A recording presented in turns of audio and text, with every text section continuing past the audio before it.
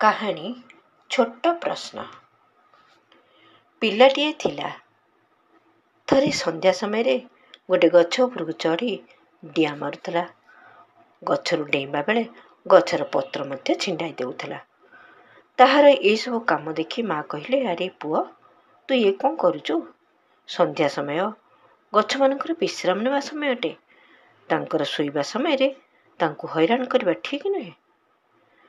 ମାଙ୍କର କଥା ଶୁଣି ପିଲାଟି ଭାବନାରେ ପଡ଼ିଗଲା। ଏ କ'ଣ? ଗଛର ପୁଣି ଜୀବନ ଅଛି? ଏହା କ'ଣ ସତ? ଏହିପରି ଅନେକ ପ୍ରଶ୍ନ ତାର ପିଲା ମନରେ ଉଙ୍କିବାକୁ ଲାଗିଲା। ଏହି ପ୍ରଶ୍ନଗୁଡ଼ିକ ତା ମନରେ ରହି ବିକଶିତ ହେବାକୁ ଲାଗିଲା। ସେ ବଡ଼ ହୋଇ ଏହିସବୁ ବିଷୟରେ ଅଧ୍ୟୟନ କଲା। ପିଲାଦିନର ଏହି ଛୋଟ ପ୍ରଶ୍ନ ତାକୁ ଦିନେ ବିଶ୍ୱବିଖ୍ୟାତ କରିପାରିଲା।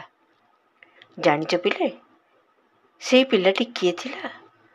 ସେ ହେଉଛନ୍ତି ବିଖ୍ୟାତ ବନସ୍ପତି ବୈଜ୍ଞାନିକ ଜଗଦୀଶ ଚନ୍ଦ୍ର ବୋଷ। ବିଚାର କ୍ରାନ୍ତି ଦୂତ ୟୁଟ୍ୟୁବ୍ ଓଡ଼ିଆ ଚ୍ୟାନେଲକୁ ସବସ୍କ୍ରାଇବ୍ କରିବା ସହ ପରବର୍ତ୍ତୀ ଭିଡ଼ିଓ ପ୍ରାପ୍ତ କରିବା ପାଇଁ ବେଲ୍ ଆଇକନ୍ ଦବାନ୍ତୁ ଏବଂ ବିଚାର କ୍ରାନ୍ତି ଦୂତ ଓଡ଼ିଆ ଫେସବୁକ୍ ପେଜ୍ ସହ ଯୋଡ଼ି ହୁଅନ୍ତୁ। ଧନ୍ୟବାଦ।